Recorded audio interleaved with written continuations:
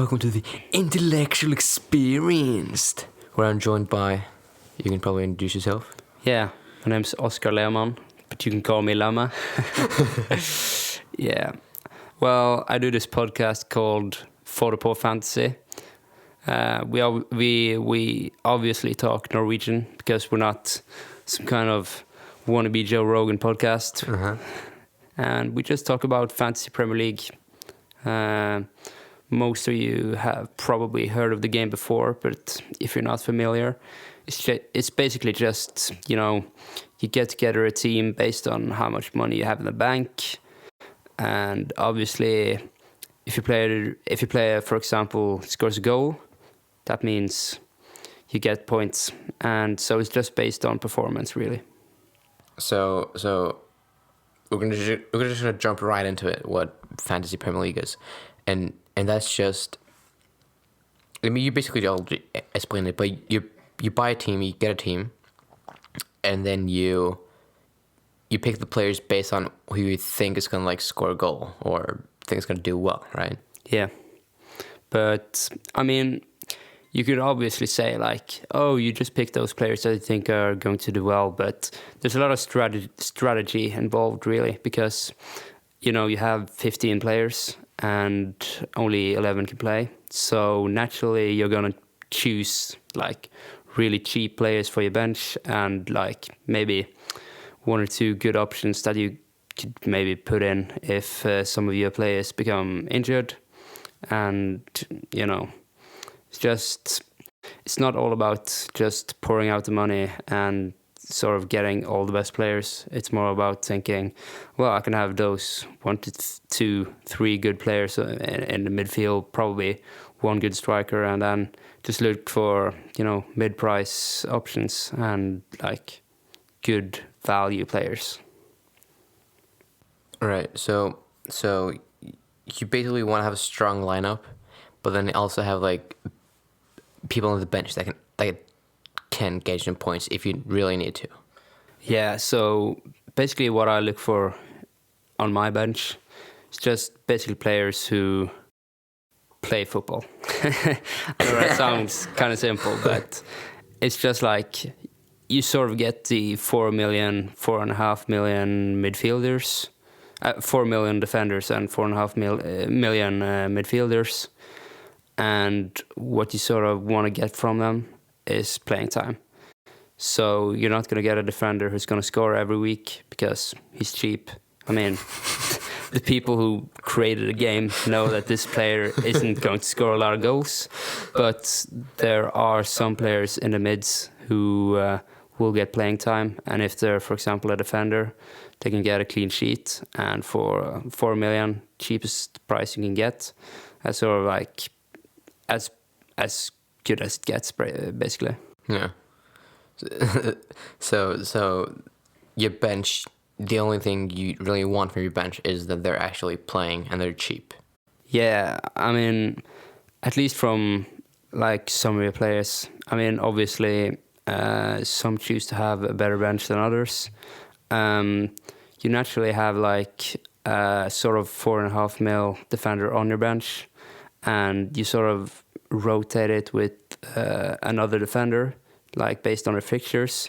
But I feel like we're being very specific now. Instead of talking generally about the game, we're just focusing on the bench. Yeah. So, I mean, I kind of explained it in the beginning, but I can sort of just elaborate, as so to say. But before you go in, could you just explain from the very beginning, just when you create an account, because this is all in the official Premier League app or website, right? Yeah.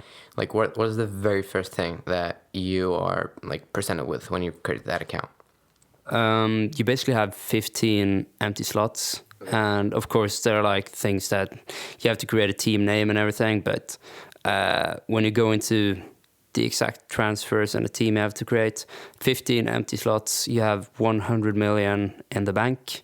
The prices all range from 4 million to 12, and just 12. So we can't just fill your team with 12 million players, because you're gonna run out of money too fast. So it's all about spreading the budget. And you know, a lot of the people who are listening right now probably playing or like have experienced it, and you're probably gonna want like some basic tips. I have talked about them on the podcast, but basically my strategy when I start building the team, I mean the season's already started, but if you're now trying to get into the game, which you can always do, I'd say you start with maybe the goalkeepers. You don't want to spend too much money there, probably like 4.5 million keeper, and then you could rotate with another 4.5 million keeper, but you could also just take a 4 million keeper who doesn't play and just keep him on the bench the whole time. And like the rest of the team, it's like up to you what you really want to do. There's a lot of formations that you can choose from. For example, 4-3-3, 3-5-2, even like 5-4-1. So a lot of ways to vary it, but the thing you want to focus on is like 3 to 4 players that are like absolutes in your team. For me, it was like Trent Alexander-Arnold, Salah, Aubameyang, and Timo Werner. And from there, you just kind of see, oh well, I've spent a lot of the budget. Now I have to find some budget options, like a good 4 million keeper. I chose Lehmann. Now they've got Martinez, but he arrived later on after the season had arrived, so I kind of didn't know that it was going to be like way out of the team. But the main point is like we only have 4 million keepers. They're not really going to play unless you're very fortunate. And looked at some 4 million defenders like Tyreek Mitchell, also Ferguson on Palace, but he got an injury. So I just went with Mitchell. And when you sort of got those budget options in there, like Bissouma, Mitchell, Nealon, then you could look at some mid-price options.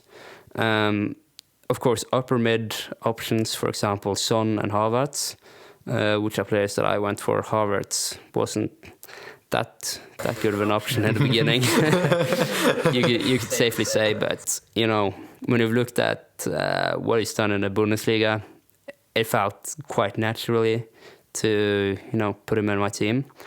Other than that,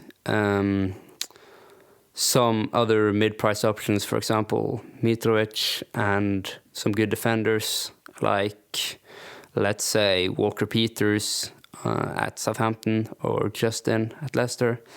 So, I mean, when you pick those players, you're really left with like a few slots. You have to look at your money.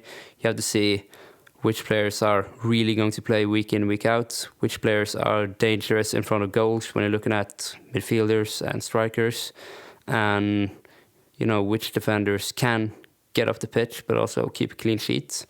So what you really have to do when you play the game is just think who's a good fantasy player. Don't think like, oh, who's a really good football player I like watching every week, because then you might end up like picking Henderson because, oh, he's such a good leader and he's such a good like defending midfielder. But if you look at him in the game, he's like 5.5 million or 6 even, and he's not going to get a lot of goals. He's not going to get a lot of assists, and therefore you have to kind of pick players that you think are going to produce the points. Because in fantasy, I talk about balance because it's about the budget. But when we're talking about balance in sort of like defensive-minded players, there's not really any of that. It's sort of like, if you're picking a good defender for a team, you want him to be attacking. It doesn't matter if he doesn't defend any well, as long as he gets clean sheet points and as long as he gets like attacking points. You don't need a player who's going to make like 20 tackles a game and just stay behind at all times. So you have to think who's going to be a good fantasy player, not who's a great player that I really enjoy and all of that stuff. So I just kind of went through like the picking method of the game. There's a lot of other aspects to it, of course. So this is far more mathematical than just quality based. Yeah, when you start in a team, it's of course mathematical, but also like football opinion. So it's sort of matched together. You have to get an understanding of what the budget can really bring you, because when you upgrade one part of the team, another part of the team is going to suffer. For example, this year I've gone like quite short up top with a 4.5 million striker, Ryan Brewster, a 6 million striker, Mitrovic, and then a 9.5 million striker, Werner. I think like in every of the previous seasons, I've always gone with a striker who's like 10 million or above. But this year I thought there's more valuable options in midfield, much because Aubameyang's now been reclassified as a midfielder. So that's kind of where the balance went this year, because I felt midfield was a stronger option to invest in. And so yeah, it's very football opinion based as well as mathematics a little in the beginning. But, you know, as you progress in the season, it's more about knowing a lot about fantasy football, like basics, and what sort of decisions you want to make that will impact your points.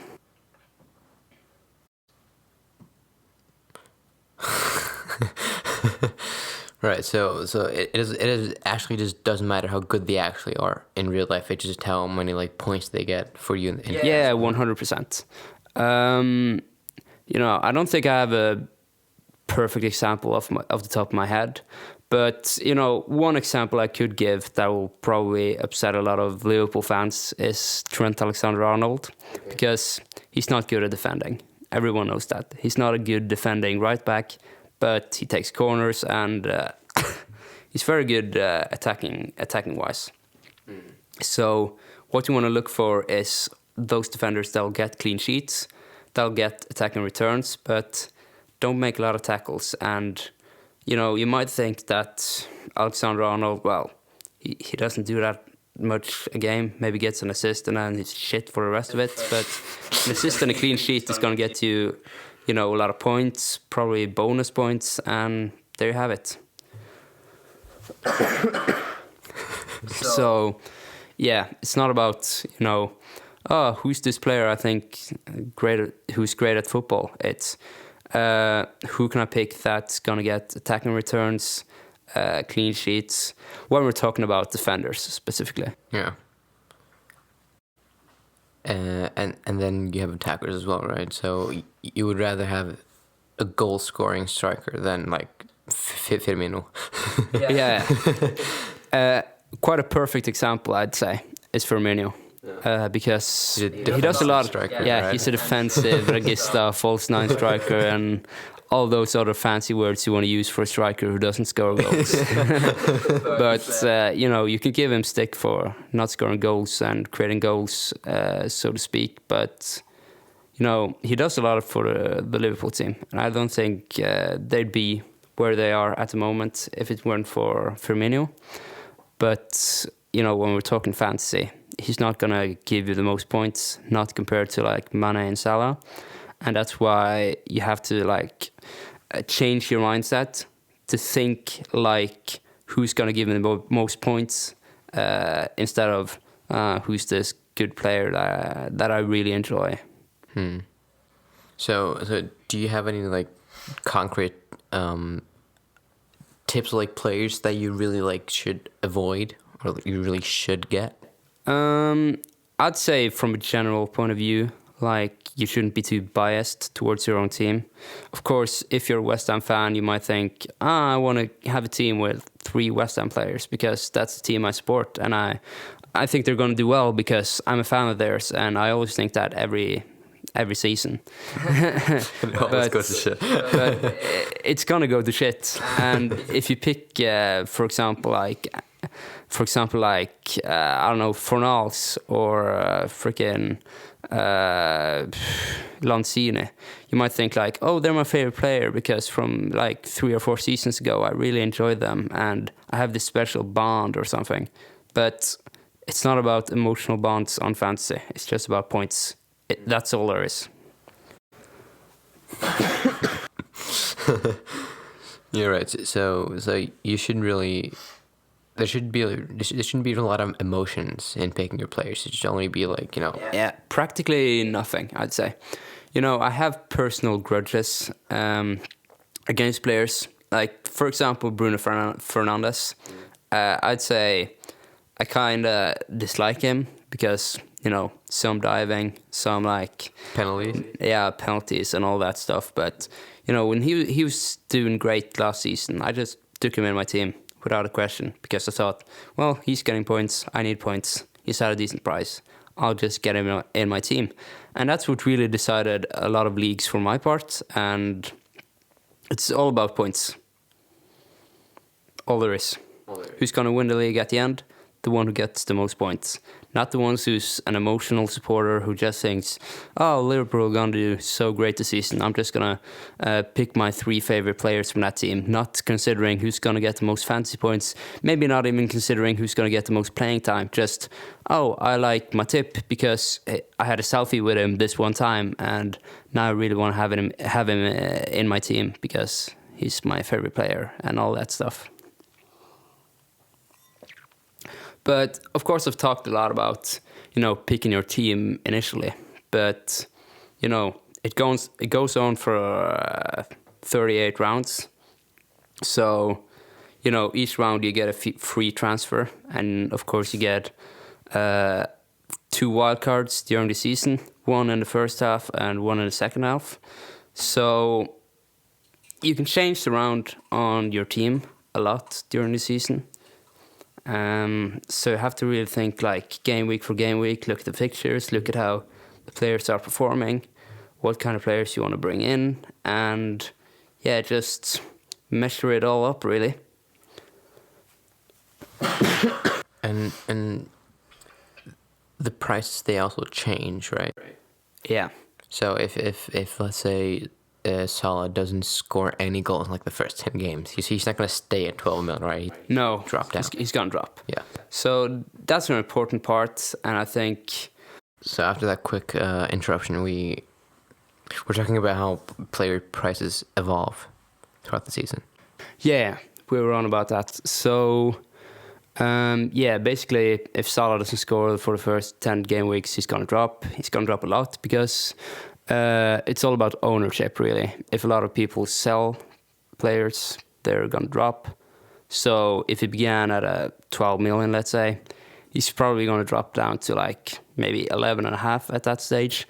And if he starts performing at that stage, it's going to get easier to bring him in because of the price. So that's certainly an aspect of the game you have to pay attention to. And, there are also some players that sort of base their game around their prices because it's almost like a stock market for them. They're just trying to, get players when they're at the lowest and sort of starting to perform so that their team value sort of increases and all that stuff. So this is very much tied into real life performance. So it's not just a game, it's actually like tied into how they perform, how they play. Yeah, so prices are basically based around how many people are, selling them and buying them. That's all there is, really. But should you pay attention to the price, or should you just like? I definitely pay attention to the price, maybe more than I'd want to, because I'd say, let's say you don't have Sterling in your team, and he starts performing, and you sort of look at his price and go, wow, he's really increasing. I don't have a transfer for him right now, but maybe I'll take a -4 hit just to bring him in. Mm-hmm. Because his price is like increasing that much that I just have to bring him in. And like, how often should you change your team? How often? Well, you have a transfer every week, and I'd say the transfer isn't always necessary every week because you can, of course, save up one and use it the next one, so you get like double transfers. But don't make transfers for the sake of transfers. If you're happy with your team the way it is, you should just save it and use double the next week, or maybe just not use the transfer. But anyway, I'd say it's all about what you want to really do about your team. And of course, if you're lacking a lot and sort of need to bring 3 players in, you could take like a -8 hit, but you have to really consider the downsides of it. And when you're transferring, like how many points would you think you can afford to lose?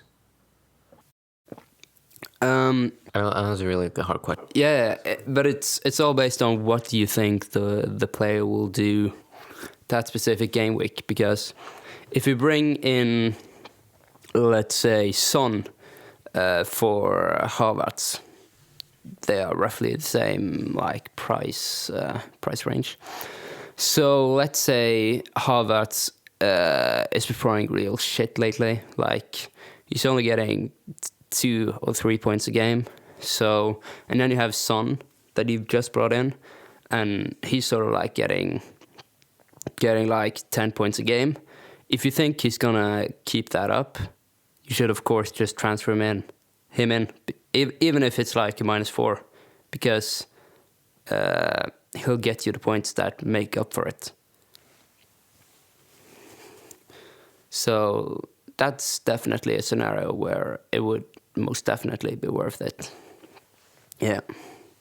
But you don't think you should do that for like, if you think the player's going to increase in monetary value? It's sort of like all about your own economic situation, because let's say Son is gonna increase with 0.1 million that specific week, and you see that in your transfer you can only afford him right now, and if he increases then you're pretty much like fucked.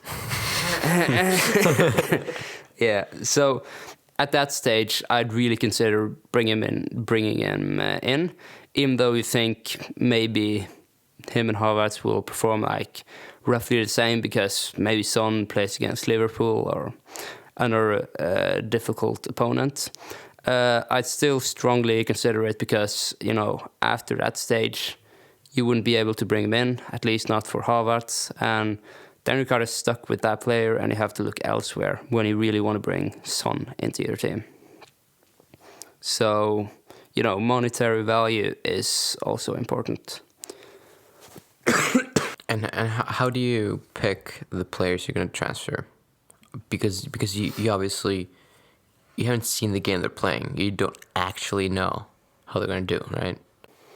No, a lot of fantasy players would like to consider themselves sort of like knowing what the future is going to be like all the time. Like you're doing now. He's been performing so good lately. Like he's gonna score 2 goals that game. I'm sure of it. And that's why, for example, a lot of players in this game week 2, a lot of players captained Aubameyang, because he scored a goal against Fulham, and West Ham are kind of like shit at the moment. And therefore everyone was like, yeah, he's gonna score 2 goals. But in those situations, a lot of times the players just disappoint, because we expect so much of them, and it's just like, there's a lot of things that you could go wrong during a game. A game of football is always open, and like everything can happen. So you shouldn't take things like Aubameyang scoring 2 goals for granted. You should sort of just think like, yeah, there's a high chance that he's going to do well, but of course, I don't know what the future is going to bring. And you kind of just have to weigh up the risks and the reward, and sort of think like, well, maybe I could go without him, because there's a certain risk that he's going to do well, but, you know, the reward is kind of like not there really. Yeah. You having with a Rona? No, not the Rona, but, you know, sore throat. Gotta carry this conversation so much. Yeah. All this talking really just roughs up my throat. Mm-hmm. So I like to personally apologize to everyone who has to hear me cough. Just so you know, it's only my mom gonna listen to this, so you're not famous. Definitely not famous. And if you go back for a bit, you said that you have a 3 or 4 players that you know is gonna be a staple in your team. They're gonna play week in, week out. Yeah, like 3 or 4 players, I'd say roughly, that you just want to start the season with. And you kind of have to be hesitant about bringing them out. So like, let's say they're not performing for 3 or 4 game weeks. You sort of want to be a little bit reluctant just because they're quality players. You sort of believe in them. But of course, like, if they continue to not deliver the goods, you just have to bring them out of your team. Let's say Salah was great for you the last 2 seasons. You can't be like sentimental and just think, oh, he's done so much good for me. I can't be so cruel to bring him out of my team. I would be such a shitty person. Like, there's no emotions built into that, but like, humans were so designed to like have sort of strong emotions to like non-living objects and sort of stuff. So that's why some people would like be very, very reluctant to take certain players out of their team just because of like emotional value and all that sort of stuff. But yeah, kind of went off track there. There should be 3 to 4 players that you really base your team around. Of course, Fantasy Premier League is not based around having 3 or 4 players that are always in your team for all the 38 game weeks.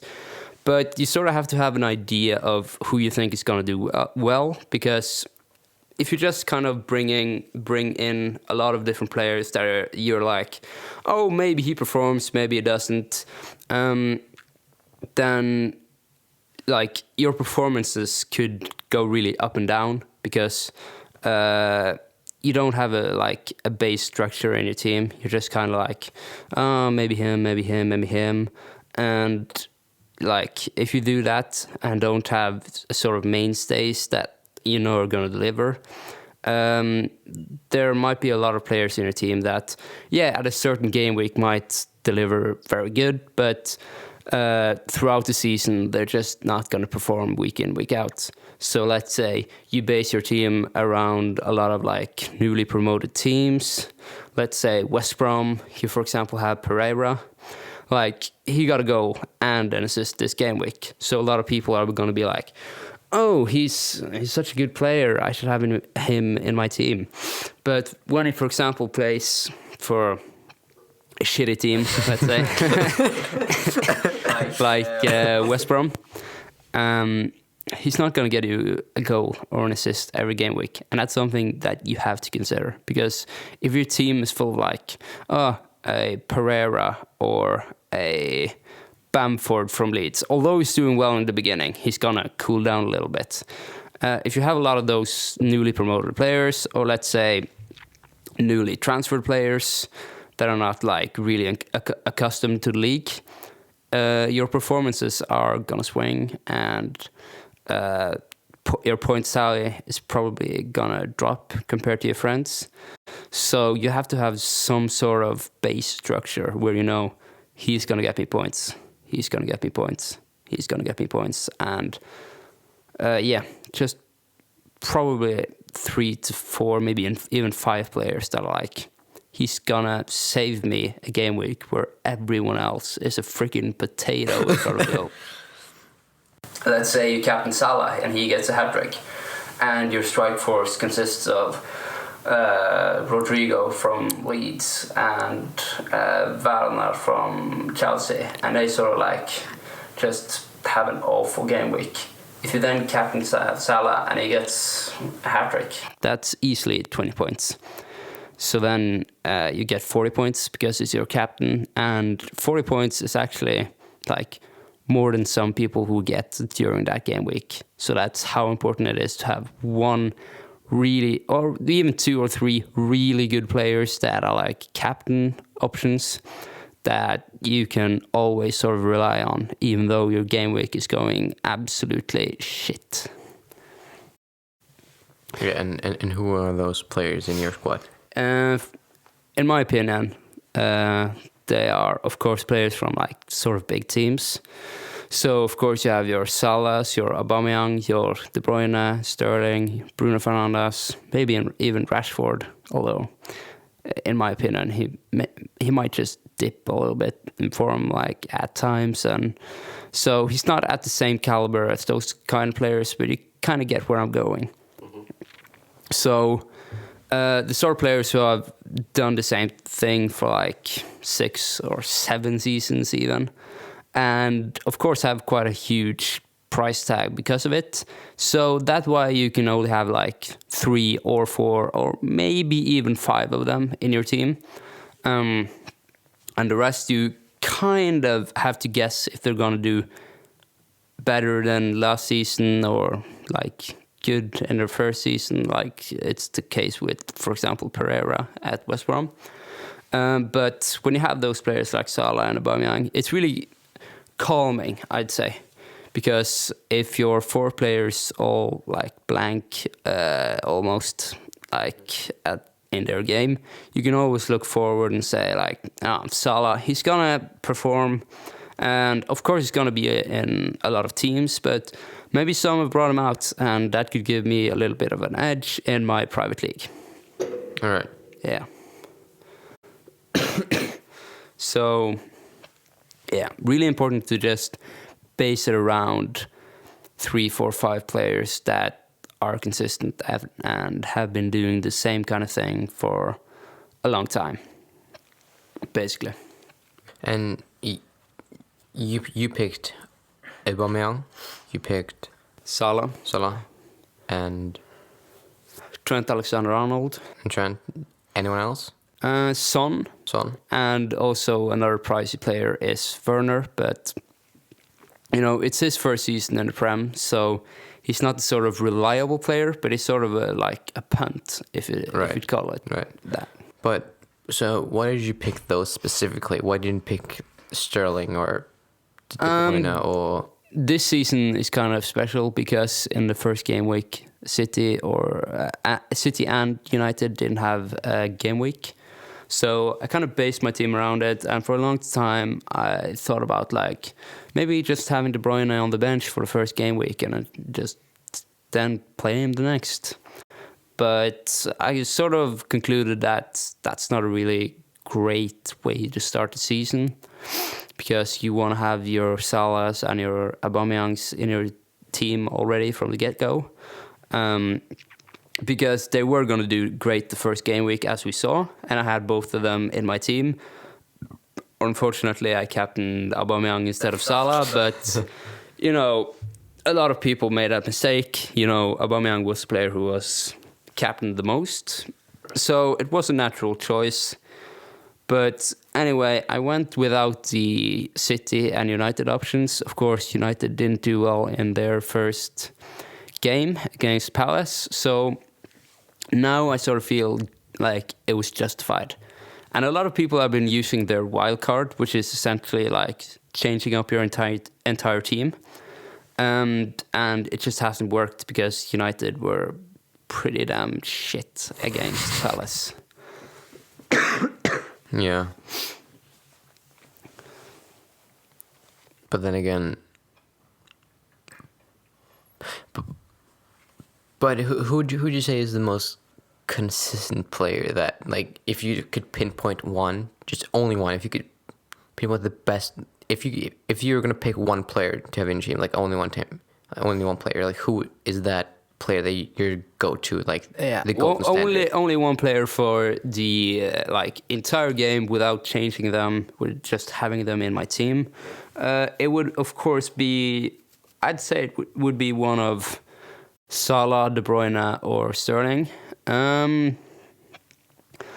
think I'd lean a bit towards De Bruyne.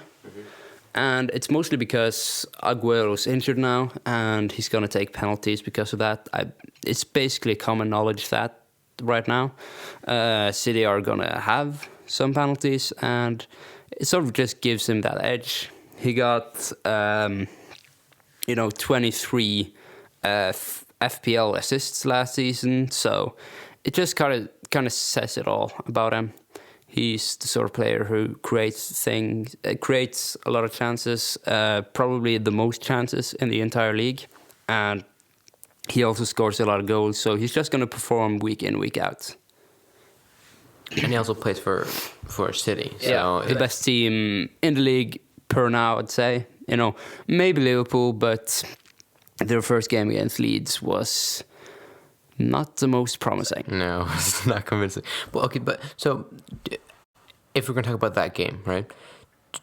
Did you see that some potential Leeds players that you could actually pick, because they've scored 7 goals in the first 2 games in the Premier League? Yeah, I'd say a lot of players were instantly looking at Leeds and saying like, wow, they're such a great attacking team and all sorts. Like, if they can do this against Liverpool, you have to sort of have them in your team for Fulham, which was the next game. And a lot of those people probably felt justified with their decision to bring in a player, because they ended up scoring 4 against Fulham. But I like to consider myself a very non-reactionary fantasy player, because I don't watch a team perform one game and just think, wow, they're the greatest team in the world. Oh, I'm going to bring in so many players from that team because they're so fantastic. I'm sort of like, okay, they were good in that game, but maybe it was because Liverpool were a bit shaky, a bit rusty from the start, from the get-go. I should probably wait and see if they can really perform like this in multiple games.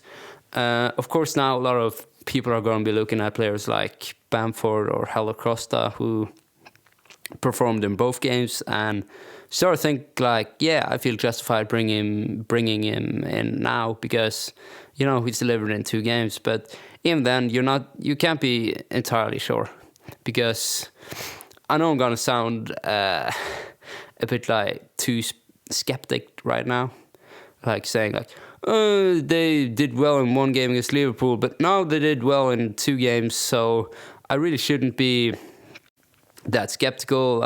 They're proving themselves twice now in 2 attempts. Why wouldn't you just bring them in? But it's about consistency, and they might have had a good game against Liverpool and then sort of met Fulham, who are at the moment the worst team in the league.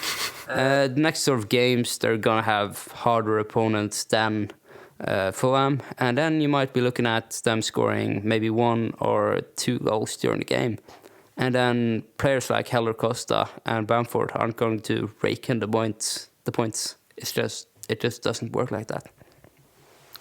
Would you say this at least could be the same type of team that Norwich was last year?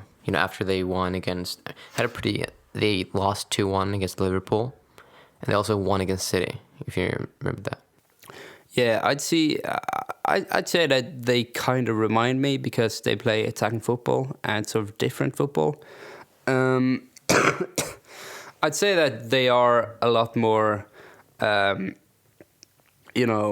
lot more promising and a lot more impressive than Norwich, because they're not sort of naive in their style. They sort of play a more balanced football, that they're not gonna lose games like Norwich did against sort of teams down the table.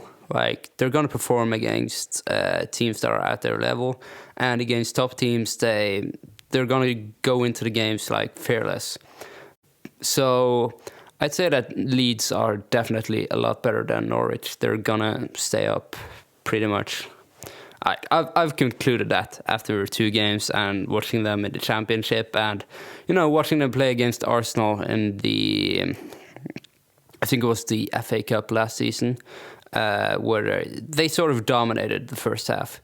So after all that, I could say that they're a good team. They're going to stay up. But from a fantasy point of view, the jury's still out, as they say. I'm not the kind of guy who's just gonna jump on them now. Even though from a lot of people's perspective, I'm like grumpy granddad who's just like, I don't believe in those new players, so I want to stick to old reliable Son, Havertz, and sort of like proven players. Is Havertz proven? Yeah, and for a lot of people, I'm just gonna seem like that grumpy old granddad, but I've seen plenty of times that players that are good in the beginning sort of cool down, just go down to like a period where they're ice cold. And I'd say a prime example of this is Pukki. I never really joined the Pukki party. I never had him in The Pukki party. had him in my team because I was just thinking, yeah, he's performed in the beginning, but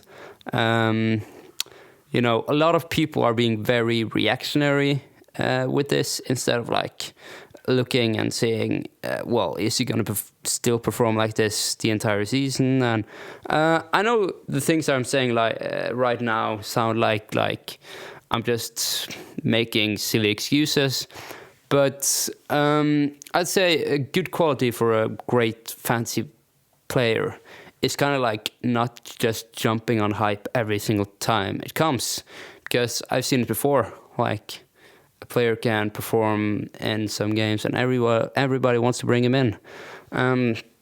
So I'd say I'm overly skeptical in that part of the game, and of course sometimes it hinders me, but a lot of the time it's like really saved me from jumping on players that really aren't worth half the hype, really.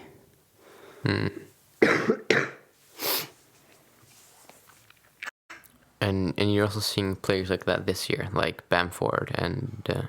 Yeah, I'd say Bamford really needs to perform in a lot of games for me to bring him in. And that's sort of based around being Premier League proven. And that's a word I've used in my podcast before. Check it out on Spotify and Apple Podcast and other streaming devices. Fotopå Fantasy. Fotopå Fantasy. Yeah, some advertisement there. Yeah, just gonna plug your own thing. Some shameless advertising there. But what was I saying? What I was saying, I've completely. Yeah, you were talking about Bamford. So yeah, I've used the phrase PL proven on my podcast a lot before, and just in general. And it's because it's very important to know that a player can perform week in, week out in the Premier League. And, you know, maybe not to the extent that Aubameyang and Salah and Son and all of these kind of players have done before with their huge price tags in the game. But maybe like a player, for example, Mitrovic. In previous Premier League seasons, he's shown that he can reach 10 Premier League goals, a feature that many newly promoted strikers fail to reach. So I'd say I trust him more than Bamford, even though Bamford has like impressed in the beginning, just because I've seen him do it before. And that gives me a lot more security than a player who showed in 2 games that he can deliver. And when he played with Middlesbrough in the Premier League was like extremely bad in front of goal. And, you know, Mitrovic scored the most goals in the Championship last season, while Bamford only had, I think it was 16 goals for the team that won the league. 16 goals in 46 games, I believe it was. That's not promising numbers, like, at all. Right. So, what are you going to base your facts, your sort of opinion on? Is it going to be, this player performed in 2 games. Oh, he's the best player ever. Or, this player was the Championship's top goal scorer. He scored over 10 goals in the Premier League before. He's a quality striker who starts for Serbia.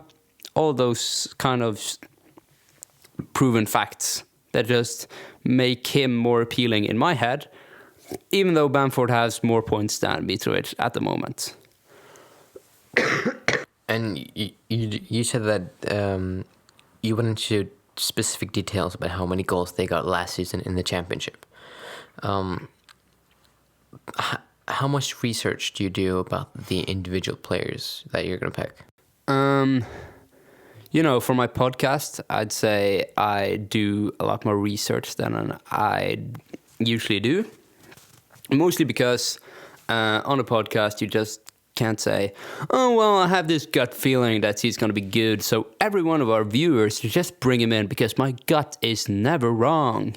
I sort of have to go like, well, he scored this many goals in the championship. I know the championship is not the Premier League, but look at this season with Fulham. He got this many goals in this many games, even though they went down and were a pretty bad team. So I'd say I do more research, a lot more research than before because of the podcast. But generally speaking, when I decide to go for a player, let's say it's when I make my team, I sort of like look at preseason stats. And you shouldn't base it all on preseason because a lot of the time preseason can be very false and misleading. Because I remember the first season under Van Gaal with United, they won like a preseason tournament against the sort of like Barcelona, Real Madrid, and all that. And I think they lost their first game of the season against Swansea at home. So preseason is not everything, but you get to see what sort of tactics the manager is employing, and you get to see what kind of players are fit and generally like up for the task. So one example of that could be Zaha this season. I saw that he was really good in preseason. The only thing was like, Palace were not convincing at the end of last season, technically, and he's 7 million. So at the end, I just sort of thought, well, he's a high risk because of the price tag, and sort of like low reward, I at least thought, because he plays for quite a defensively minded team like Palace. Of course, I was slightly wrong because they've gone a bit more attacking, as we could see against United, for example. But pre-season, when I'm building my team and everything, pre-season games are my sort of primary source of research because in pre-season, the manager sort of decides what sort of team and what sort of tactics he's gonna deploy in the season, so you get to see a sneak peek of what's to come, I'd say. During the season, I like to see longevity instead like consistency instead of being good in 2 or 3 games. I have already mentioned this. So I also like to do the so-called eye test. I watch the game and I sort of like really have in mind, I want to watch this player. I want to see how he reacts in sort of different situations. What's like, let's say if he's a striker and I'm like, should I bring him in? Should I not? If he gets the ball at like the edge of the box and he instantly looks for goal, maybe hits it wide of like the target, but I see that he wants to score goals, I'd say that's a really promising sign. Now let's say another striker gets a ball at around the edge of the box, and instead of instantly looking for the shot, he sort of like plays it back and he wants to build a play, or he like tries to cross it. I'd say that's a bad sign because that means he's a more unselfish player. And in Fantasy Premier League, you should really look for the selfish players. I wouldn't say that Salah is particularly a selfish player, but in a situation where a player comes one-on-one with the goalkeeper and he has the option to play it, to square it to his teammate. Yeah. With Firmino, you'd say, oh, he's going to square it 100%. He's such a team player. And that would mean he gets 3 points instead of 4 in his situation because he's a striker. Now, let's say it's the same situation, but with Salah. I'd say, 7 out of 10, maybe 8 out of 10 situations, he'd square it. But let's say he's chasing for the golden boot. His team is up 3-0. He's going to be selfish. And I don't think Firmino would do that in any sort of circumstance because he's a great team player.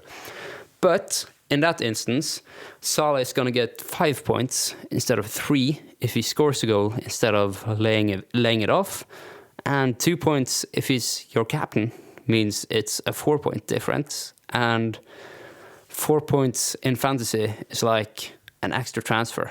So it's not like this little, like, unimportant point.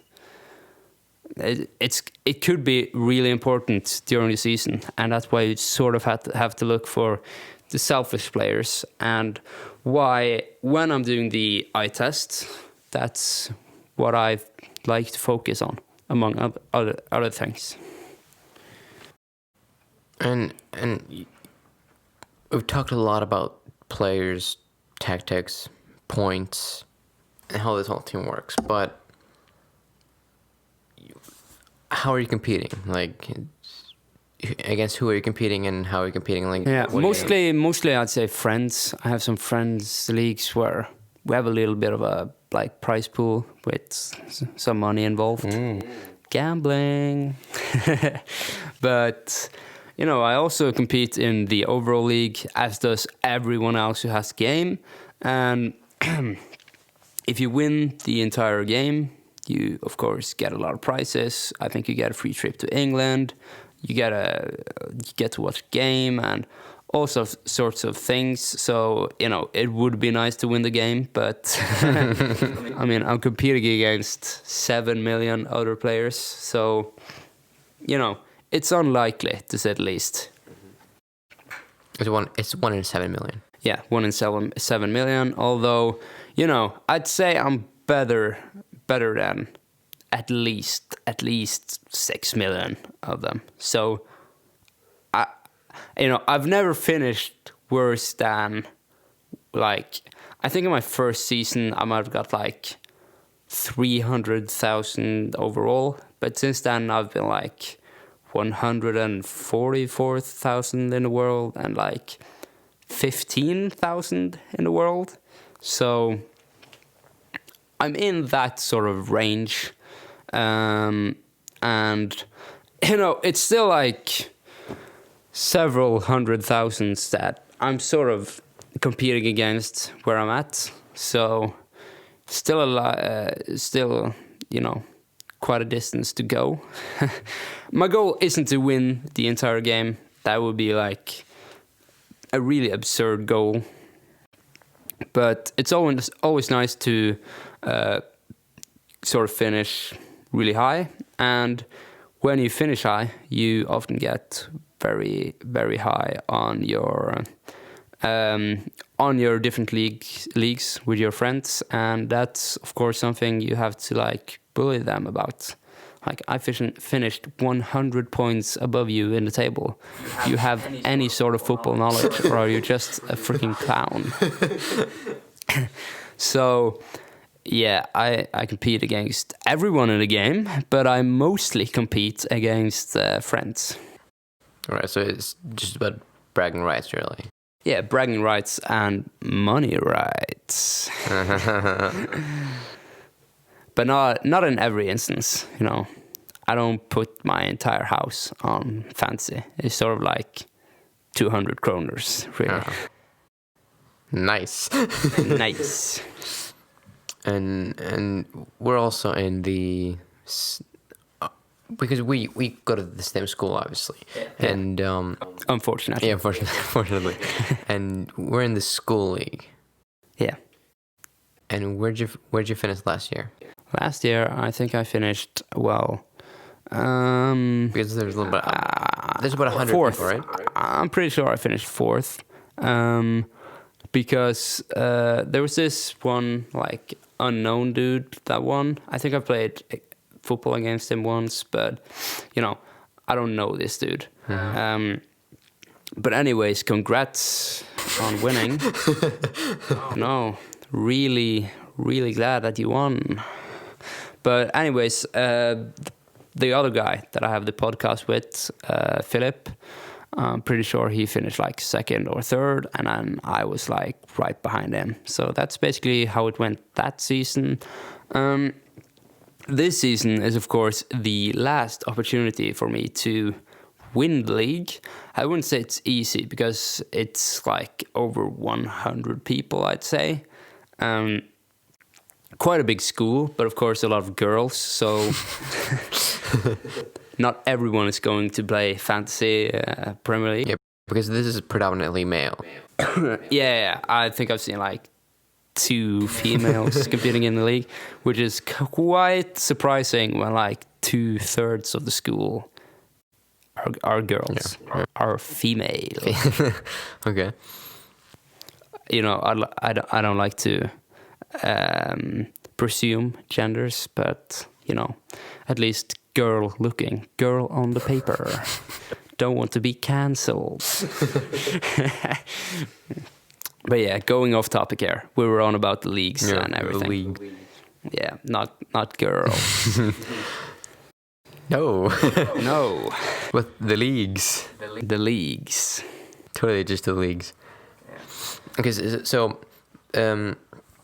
but didn't Philip actually win the whole league 2 years ago? Yeah. No.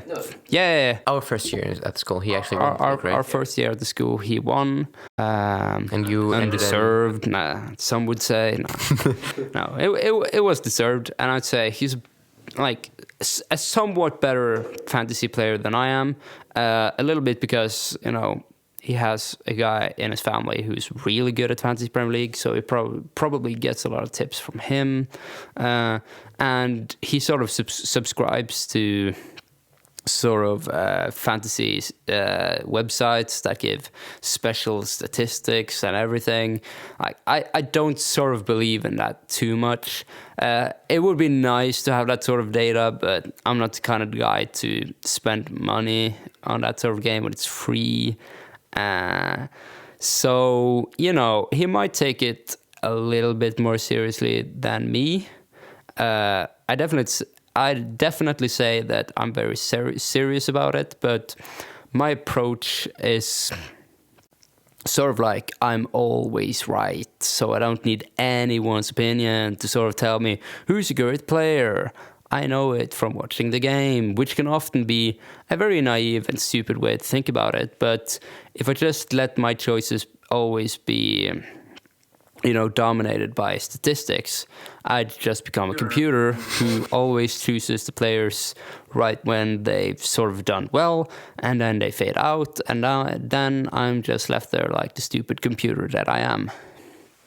And that's not the sort of fantasy player I'd like to be. You know, I look at statistics, but it's mostly just seeing the players play their game, seeing what sort of points they're getting in their game, and thinking, well, if they can continue that, I'd like to bring them in and sort of build my team around seeing what kind of players that are going to make my team better,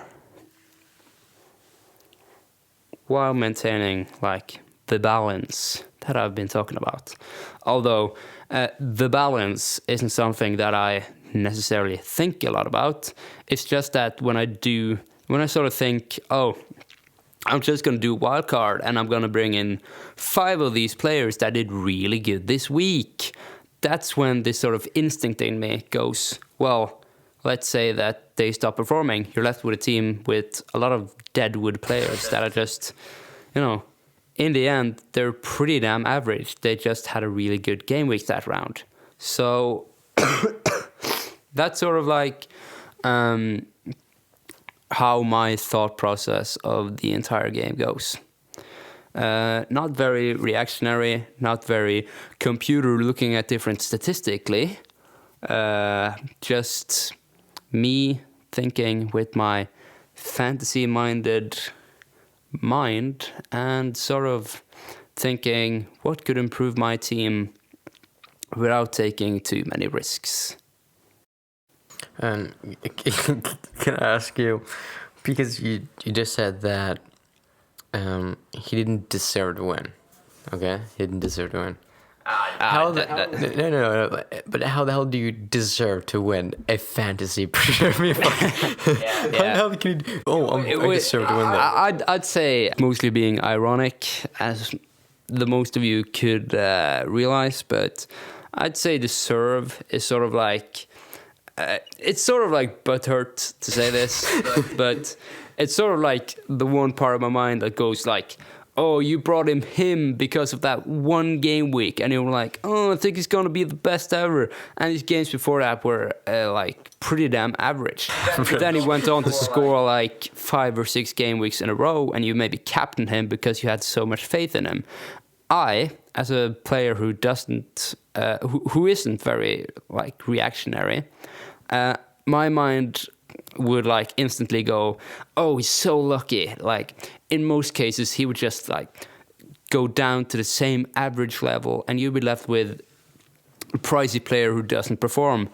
And because he then performs against my like how I thought he'd do, I could easily think like, oh, you're just so lucky. I could see him being the worst player, and but in the end, it's like, I don't know his thought process. I just know that he brought a player in. That player did well.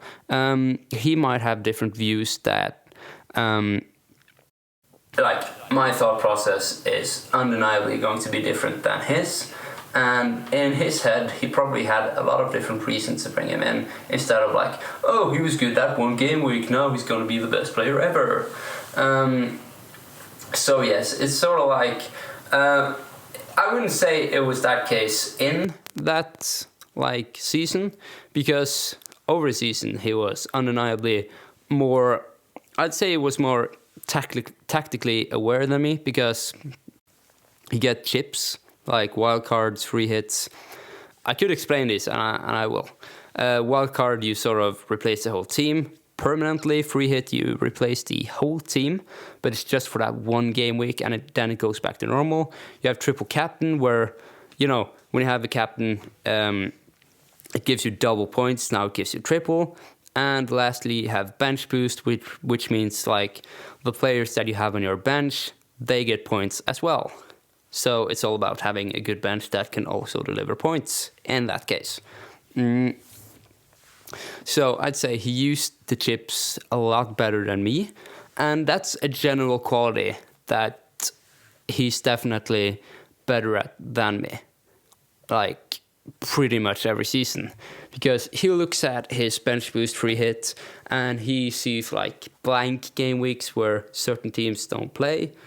And he sort of thinks about this probably 10 or even 15 game weeks before. In advance? Yeah, in advance.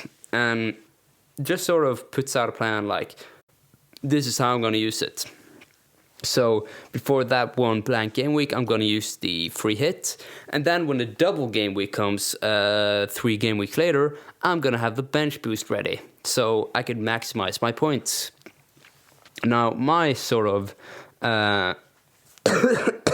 tactic for, or my sort of approach for these kind of situations is more that I wouldn't say I'm just like, oh, I'm going to wing it. I'm just going to do what my heart tells me.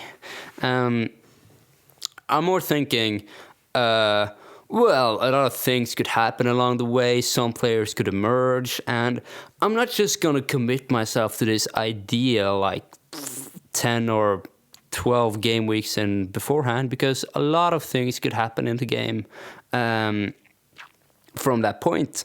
You know, some new double game weeks might emerge. And then I don't want to like have this tactic ready and been building up about it a lot, and then it's sort of like just failing because some new double game week was announced. But he does have these things in mind, I think, when he plans when he's going to use his chips, because he looks at where the double game week and blank game weeks will most probably come. He weighs up the risk versus reward, as we often think about, and he just has a overall better strategy than me when it comes to using these kind of chips. So when would you recommend to use triple captain? There's no right answer, I say. There are right answers and there are wrong answers, but there's not one specific right answer where I'll go like, you have to use it. But there are different situations where there's definitely reason to use it. Right, like a better answer. So I'd say a double game week or even a triple game week. Which means that Salah is, for example, playing against both Brighton and Fulham in one game week. So it's 2 game weeks, but it's sort of like 2 game weeks because there are 2 games for one player. But the points tally is just one simple game week. So I know I've explained this very wrong, but just imagine he's playing 2 games and it's just 1 game week. So he gets points from 2 games during that specific week. Right. So you get the points from both games. Yeah, both games. In that case, it's very promising, and I recommend using the triple captain in these situations because there's sort of like a double chance. Well, he doesn't perform against Brighton in the first game, and you're sort of like, oh shit, I messed up. But then against Fulham, he gets a hat-trick. So he gets 2 chances, and, he might even score in both the games. Let's say he gets 4 goals during the 2 games. That's a whole lot of points. Of course, it varies, if he gets 3 of them in one and 1 in the other, with sort of bonus points and everything. But if he scores 4 goals during 2 games during 1 game week, you'd definitely be looking at around 25 to 30 points. Without the captaincy. And if you then put the captaincy on him, it's like 50 or 60 because you got the 4 goals and play the minutes and everything. And if you send triple captain, you get around 80 points. Now, that's a very unlikely situation because, a more likely situation would be 2 goals, 1 scored in each game. But even then, you're going to get a lot of points. So, double game weeks or even triple is definitely a good time to use the triple captain, generally speaking. So you only get 1 triple captain throughout the whole season? Yeah. The only chip you get 2 of is the wild card. The rest you only get 1. Which is after the winter transfer window, right? The wild card is for the... I sort of forget like the specifics on this, but I think you get a new one after the winter. Yeah, I think it's like when the first 19 game weeks are played. After that, you get a new wild card. If you haven't used it during those first 19, you simply just lose your first wild card and the second one replaces it. So you only get 1 because you were too lazy or you didn't notice your first one and now it's too late. It might be that it's not the first 19. It's like the change of the new year. But, I think it's the first 19. And what really matters is first half of the season you get 1. Second half you get another. And that's generally speaking how it is. And do you use both of them? Yeah, I always use both of them because a wild card is just massive for your team. You could be having let's say you have 6 players in your team who aren't even playing. And then you have maybe 2 or 3 that are performing. I wouldn't say that this is a very likely situation, because in that case you must have planned your team very poorly, or you must have encountered a lot of injuries. But in any of the cases, you just get to replace your entire team and bring in all sorts of quality players who are in form. And I'd say that's the best thing that you can do with your team. Just unlimited transfers, bringing in whoever the frick you want, as long as they sort of meet the budget. So it's like the beginning of the season, choosing your entire team, just that now you have a sample where you see the kind of players who are performing, and you can just bring them in. So, yeah, wildcard is massive, and I'd say it's definitely the best chip that you have.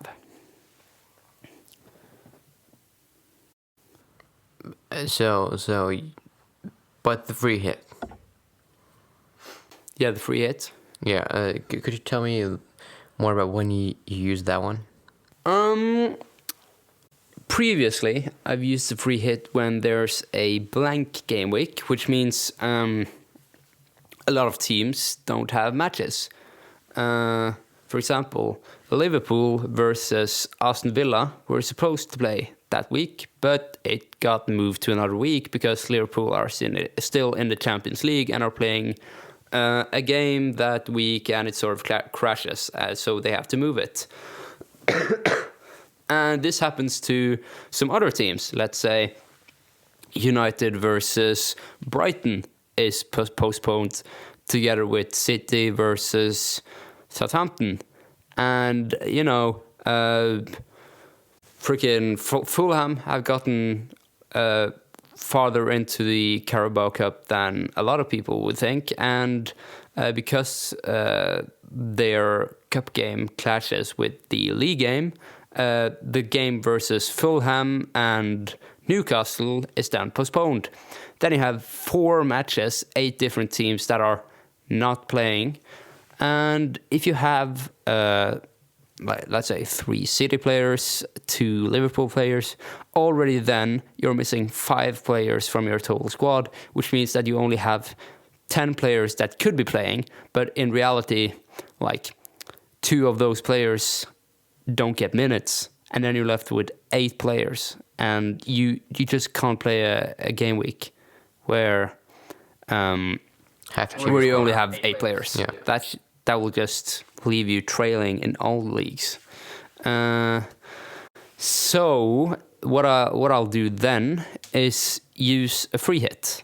So I'll just use all the good players that week that I think are going to perform. So Arsenal still have their game. I'll just pour in with Aubameyang and Pepe. Let's say he's performing. Not very likely at the moment though. And Tierney. Because I think they'll perform against weaker opposition. And I know they're playing, which is a bonus. And also Chelsea are playing, so I bring in 3 players from their team, Werner, Pulisic, and Reece James. Now I have just the right kind of players for that game week. They might have terrible fixtures after this, but it doesn't matter because I can just... No, it's not. I can just move them out. They automatically move out of my team, and I'm left with the quality team that I had before the blank game week, with players that are now playing and don't have any blank game weeks. You can also use your free hit for the sort of double game weeks, because let's say there are 6 teams that game week who have double game weeks. I can just fill my team with those players from those 6 teams, and then have a big advantage on a lot of other teams that will have like maybe 3 or 4 players in their team with a double game week, while I'll have my entire 11 just consist of players with double game weeks, which is then like, I wouldn't say it's double points, but you sort of get that feeling because it's 2 games. As long as they're playing full 90s, it's in principle like double points almost. So free hit when there's blank game weeks and double game weeks is smart. And I'd say you're probably going to ask me about the bench boost and all those other chips. And what really is the main factor in all of these chips is blank and double game weeks. Because they're like sort of special situations. They happen like probably around 3 to 4 times during a season, maybe even like 6, but it doesn't go a lot higher than that. And then it's sort of important to seize your opportunity, because if you're trailing by 30 points in your league and you decide to use free hit where you have your entire 11 have double game weeks, it's sort of like having double the points, as I've mentioned. Although it's not really in principle, but that can really make the difference. So there's a lot of points potential in double game weeks and blank game weeks if you're smart enough to use them properly. And what really separates the newbies or the bad players from the experienced fantasy players is simply how you use these opportunities. Because a lot of players look at the blank and double game weeks and just say, oh, it's problems because my team is not ready for that, and how am I going to be able to switch up my team like that? While experienced fantasy players like Philip, specifically in this situation, look at it as an opportunity because they've seen this coming from 10 game weeks ago and are like, this is my plan. I'm going to use the free hit here so I can get double up on points there. And then I'm going to use my transfers after this to focus on the blank game week, which then means that I have a full 11 who's playing, while others may only have like 9 players, which is in principle a disaster. And then might use their triple captain in another double game week. And I'd say the difference between being aware and using the double game weeks and blank game weeks for your advantage and just not being aware of it, the entire point difference, it's going to vary, but I'd say it could easily get you 100 points extra just by being aware of it and planning in advance. And when you get sort of like, I'd say a normal score is like 2,300, 400, like sort of like 2,000 and then some hundreds. 100 points is going to make a lot of difference there. So yeah, focus on the blank and double game weeks when you look at your chips. Don't sort of use them in the beginning and then you're left with, oh no, what am I going to do now? You have to be quite tactical when it comes to these chips. And how far in advance should you really be planning? Well, someone like Philip, I've already mentioned, would look at it like 10 game weeks away and sort of have a plan already. Of course, I have what you'd call a more naive plan, which is just to sort of like look at it from maybe 5 game weeks away and be like, okay, I'm probably gonna do this now because I've weighed up the options and this seems more logical.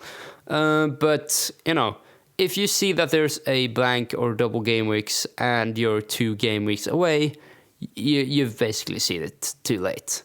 You're gonna have to do some hits or use your chips in sort of like a frenzy, because you weren't ready for it. So you're probably gonna you probably want a specific time frame, and I'd say if you look at it from a 5 to 12 game week perspective, and 12 game weeks is quite a lot. You could change literally 12 players in that time period without using hits. So that's quite a long period. But anyways, 5 to 12 game weeks is the best time. You could still do well if you look at it from 4 game weeks away.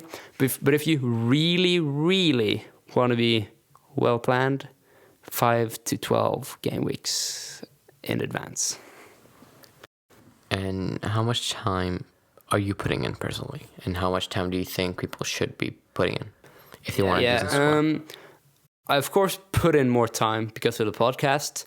For the average fantasy player, you're not going to have a well-known podcast. I say well-known. I'm not serious about this. Hugely successful. We're not well-known. We're advertising on a mediocre podcast. On a hugely successful podcast, yeah. Yeah. So, but of course, we use me and Philip and I. We use quite a lot of time on this, and the usual fancy player doesn't have a podcast. So I look at it from my perspective before I was doing the podcast, and it's sort of like it's an app on my phone. So of course I'm gonna go on the app and check at it when I'm done scrolling through Twitter and doing other meaningless things on my phone. Although I get a lot of these statistics from Twitter, so that's kind of mean. I'd say scrolling through TikTok, that's completely worthless, and you should stop doing it, although you always do it. Right.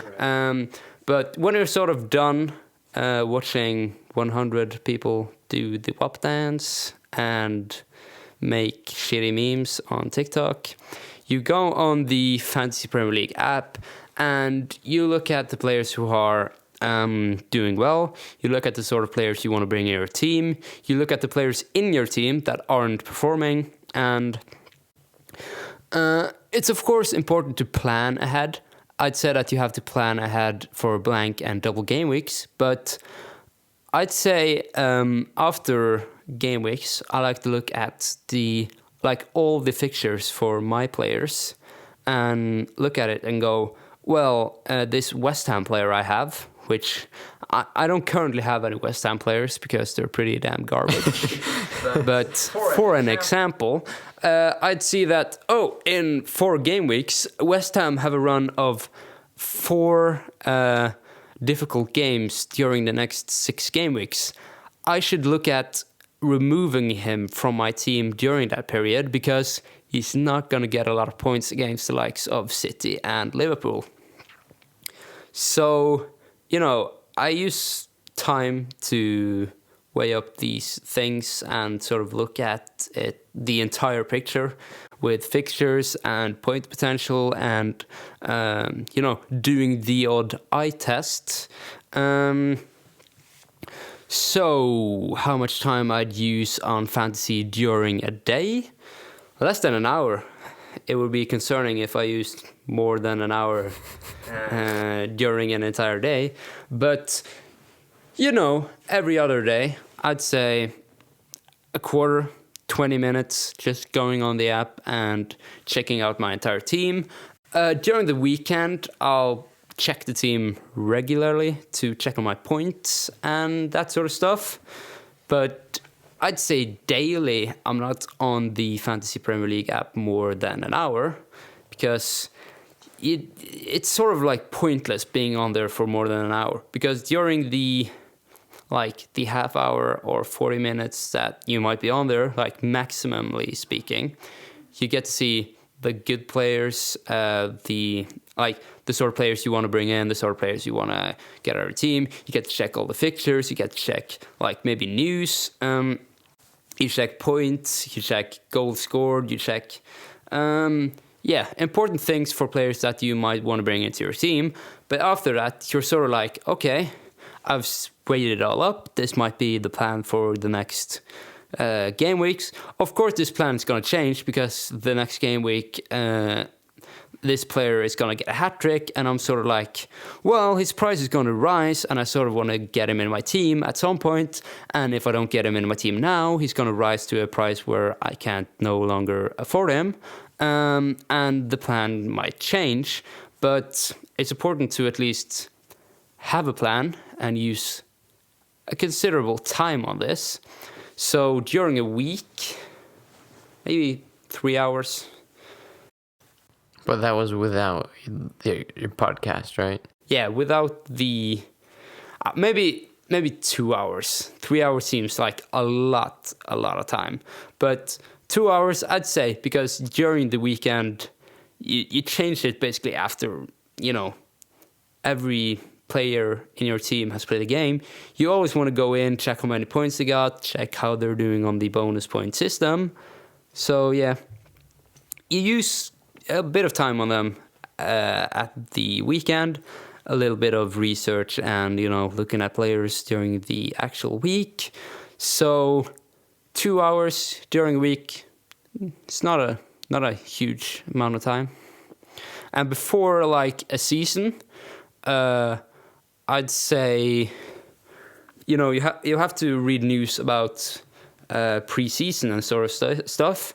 And you also change your team a lot. So I'd say that the entire research period you'd use before a season is a few hours, yeah.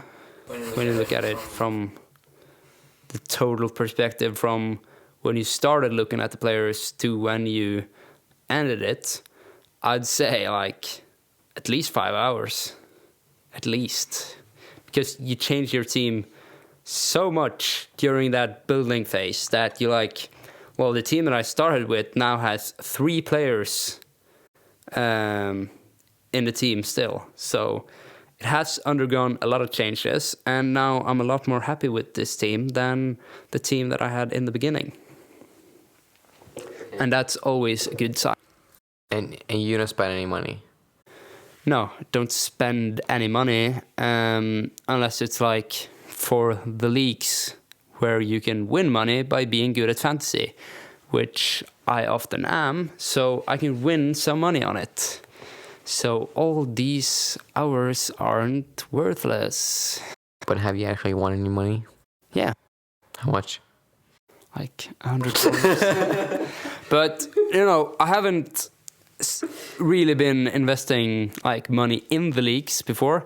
I've only like done it one time before this season, and it was with a friend, and it was sort of like a special circumstance because he was leading the league in front of me, and he knew that I was a better fantasy player, but he thought like, well, I'm like 40 points ahead of him at this point of the season.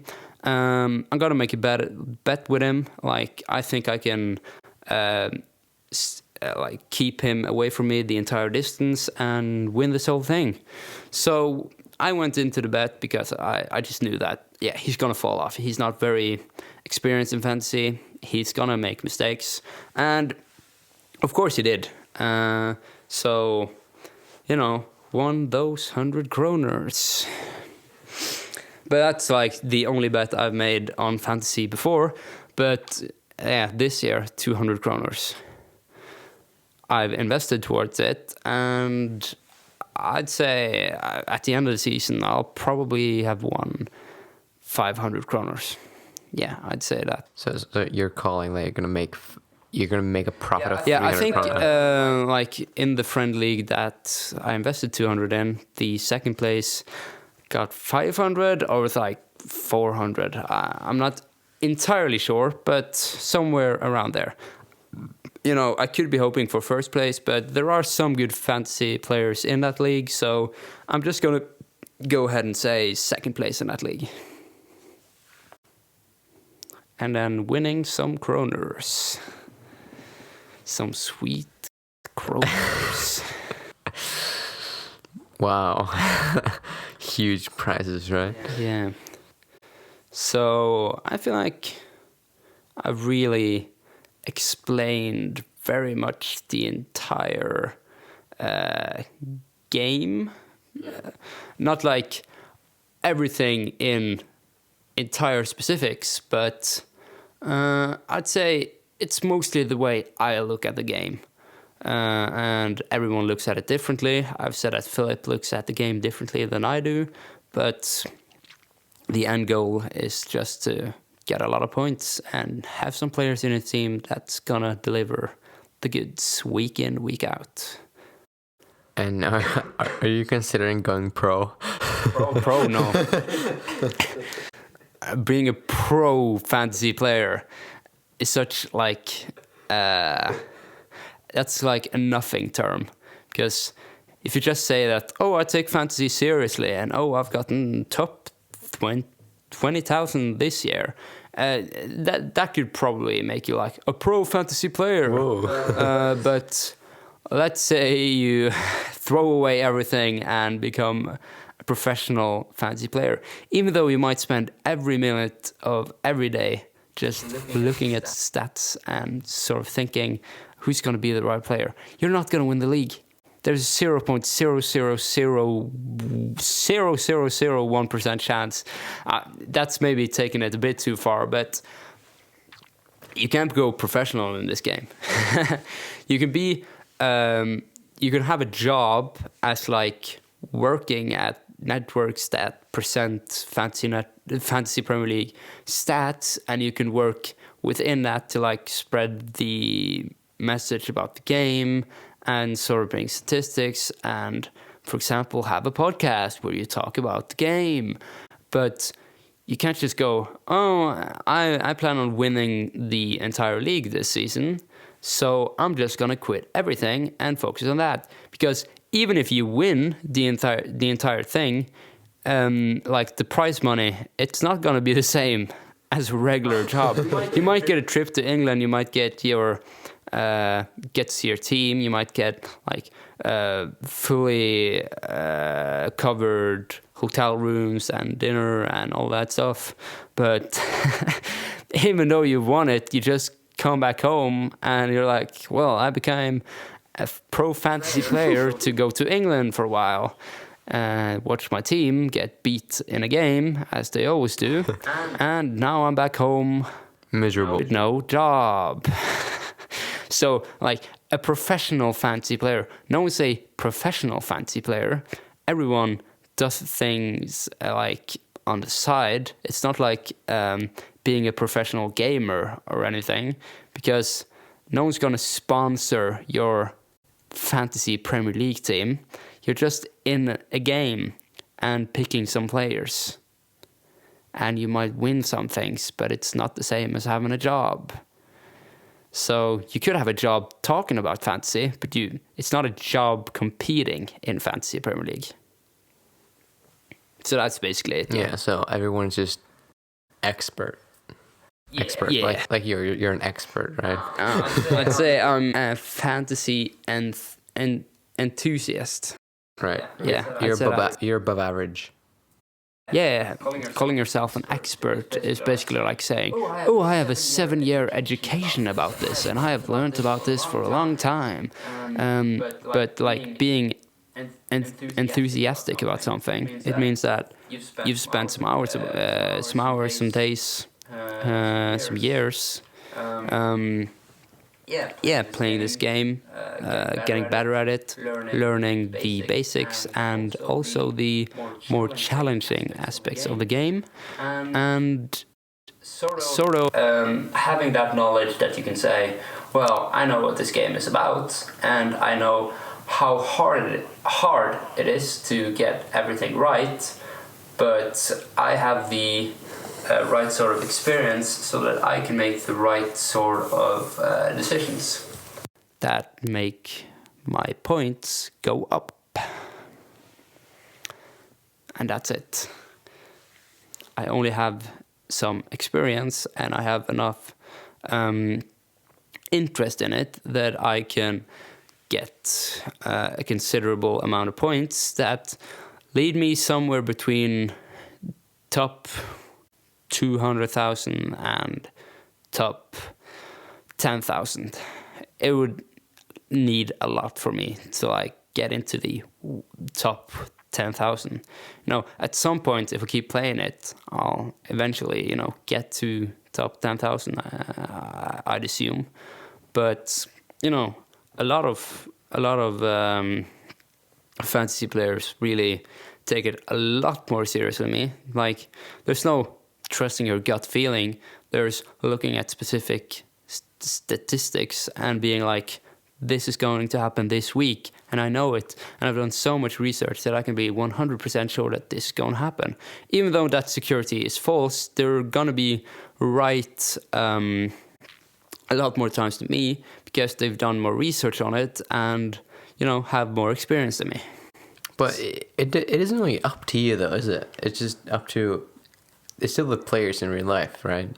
If they ultimately don't perform, you don't either. Yeah, everything is chance and margins in this game. The worst player ever could just pick a team, and it could be the best team that week.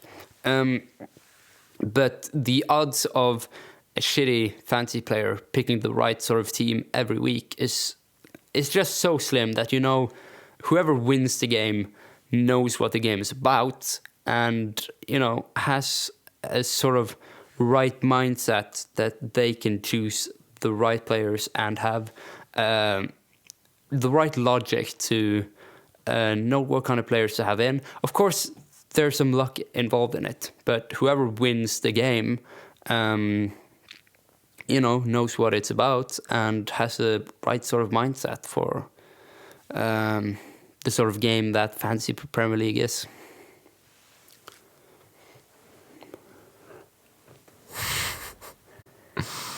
I know I make it really, really serious now. It's some really sort love of esports, very important. This is really your passion, isn't it?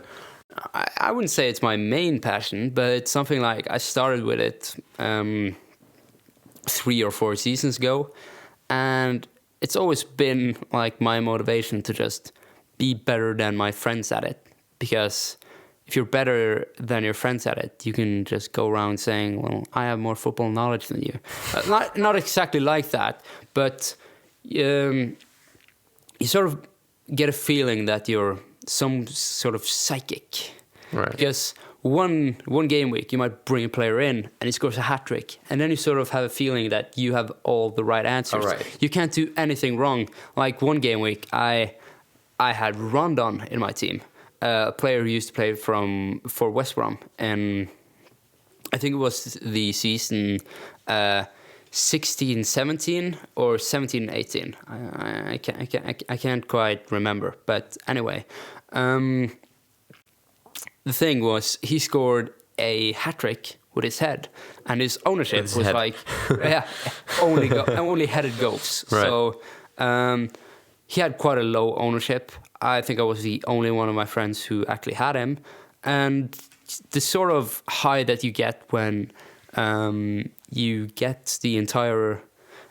you get the right answer, even though it wasn't like very likely and not a lot of people thought it would happen. It's definitely a big high. And yeah, it just makes you appreciate the complexity of the game and how, you might have the best reasoning and the best logic of everyone on the game, but some noob who just brought in Almiron from Newcastle and triple captained him could see him get a hat trick, and suddenly he's the manager of the week. So it's chance, it's luck, but whoever wins the entire game is, of course, going to know what it's about and is, of course, going to be the best fantasy Premier League manager.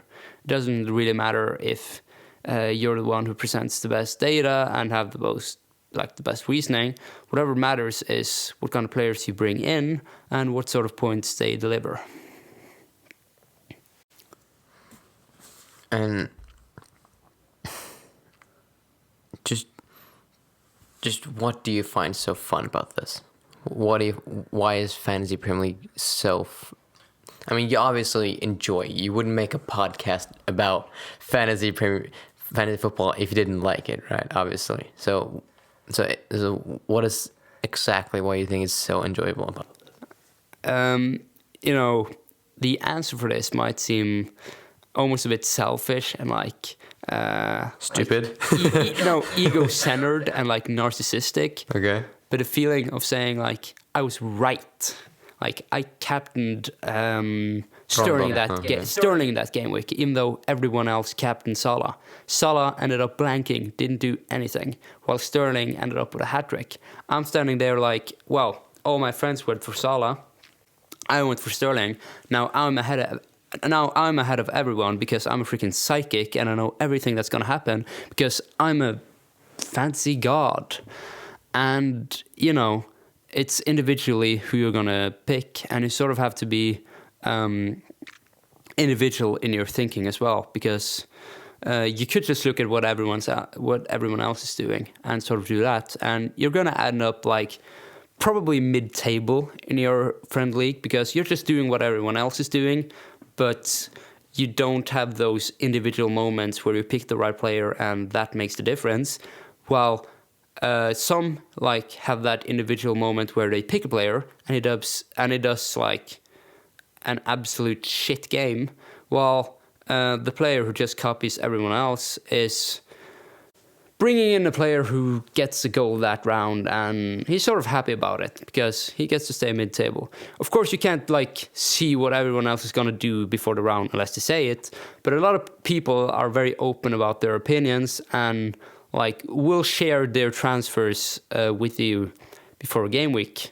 I, for example, do that sometimes on my podcast, but you know, it's not going to take you very far just listening to everyone else's opinion and just doing what everyone else is doing.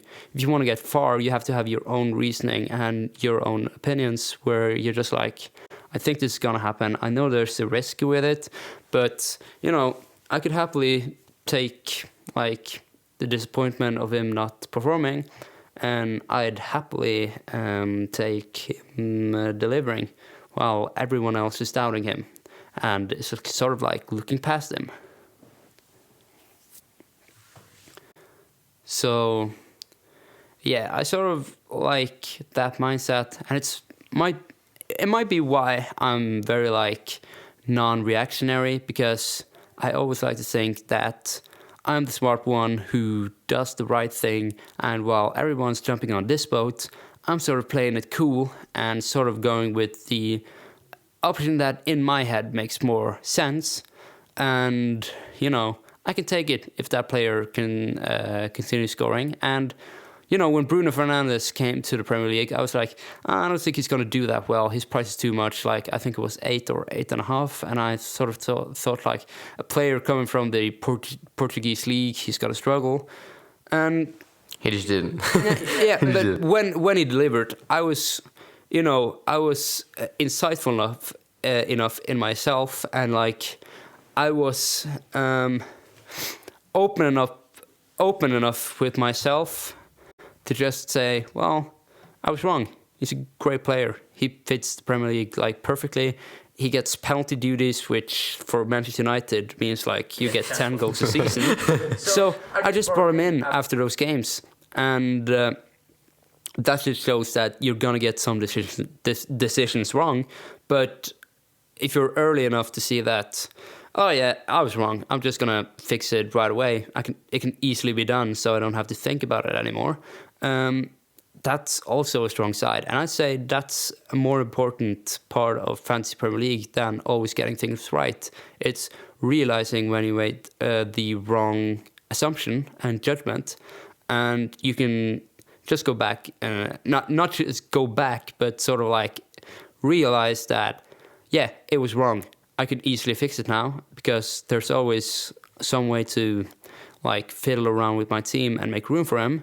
And suddenly I fix my team and I can focus on the important things instead of like always focusing on this one player and saying, oh, he's gonna drop soon. Oh, he's gonna start failing to perform. I know it. And it just keeps on going and it leaves you frustrated. You have to realize when you were wrong and you just make up for it. You might have lost some points on the way, but you're gonna make other right decisions along the way where others are gonna fail. You know? And I'm just imagining that every week is different, right? Would you agree that every week is basically different? Yeah. And is it possible to learn from your mistakes? Is it possible to, like... Yeah, basically, is it possible to learn from your mistakes? Yeah, I definitely say that. The thing that changes in your head when you're playing fantasy isn't necessarily that, you know, oh, I became such a great fantasy player that I now realize that you can never bring in players like him and him because they're always going to fail. You know, in many cases, those players are going to perform because there are so many different situations where, you know, their sort of performances can easily be better and, you know, they might turn out to be a much better player than they were last time. But what really changes in your head is the mindset. Because before, when I was just starting, I would be like, I don't think he's a great player at all. And he could like be the best player that season, score a goal in every game.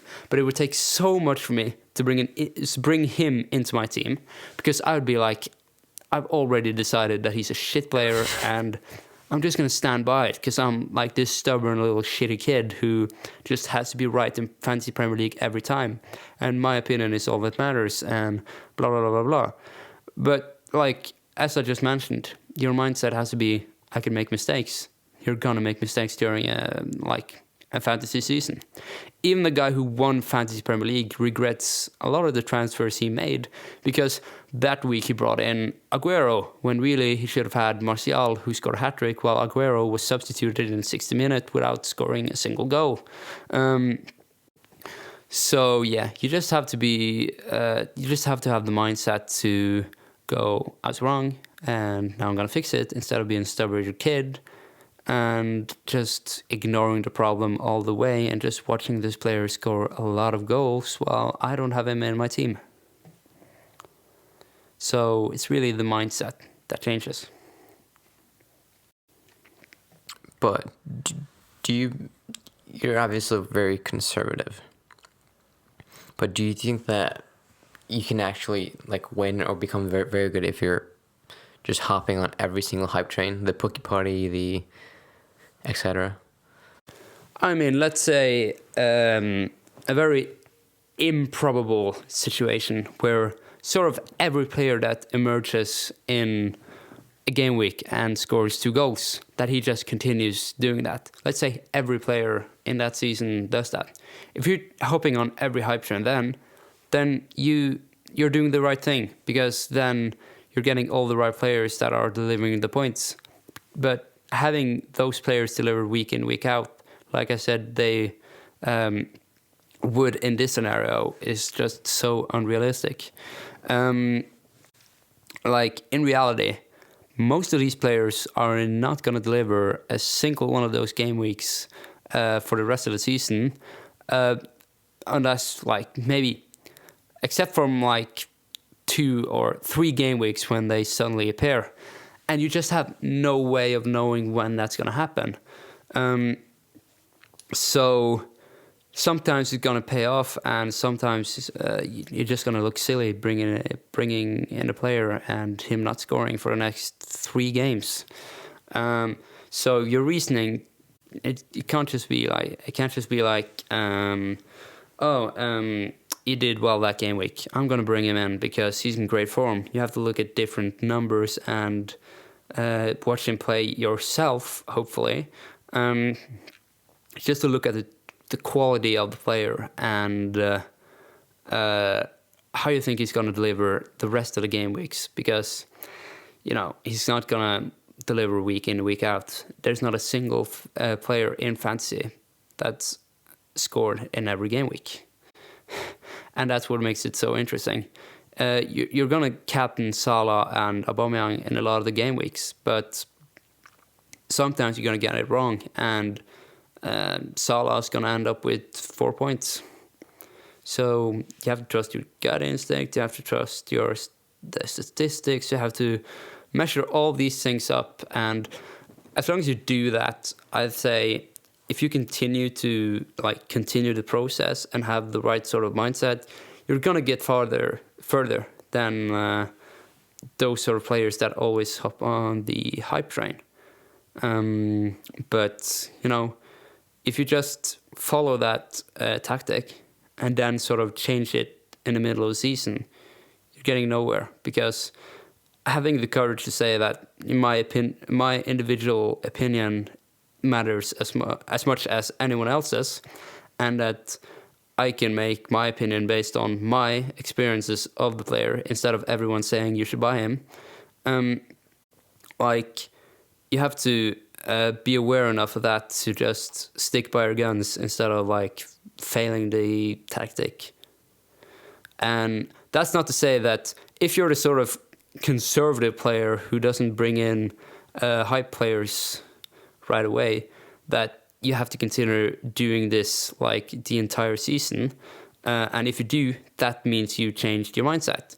It just means that you have to consider it for yourself. You have to watch the player yourself. You might get tips from others, but if you let others dictate your team, you're not getting anywhere, because not a single one of the players who've won the Fantasy Premier League overall have looked at everyone else and went, yeah, I'm just gonna have a team like him. Because you don't win by copying someone else's team. That just means that you're doing as good as someone else, and you're not going to be number one for that. That's just as simple as. And it might work if you're just aiming to be mediocre, but if you want to be good, you have to make individual judgments and decisions for yourself. Right now, we've been going for almost 2 hours. Wow. Right, so just before we finish the episode, I really want to ask you if there's one player. I kind of already asked you this, but I'm going to do it again. If there's one player that's your absolute favorite that you're going to keep throughout the whole season, which player is that? I did say De Bruyne, but it's sort of boring choosing this player who performed the best last season. So I'm gonna be a bit risky and say Sterling, because he was quite wasteful last season. I think if he'd just taken his chances, he could have easily become the top scorer. So I'm gonna say, if you had to choose one player now that you had to keep in your team for the rest of the game and that I thought was going to bring in the most points, I'd say Sterling. And the last thing, just to finish this whole thing off, is what is your number one pick? What is the number one tip that you want every listener that's listening to this, aka my mom, to know about fantasy? Plan ahead and don't just jump on the hype train because everyone else is doing it. Yeah, I'd say that's the main tip. Okay, we're good. Thank you so much for coming. My pleasure.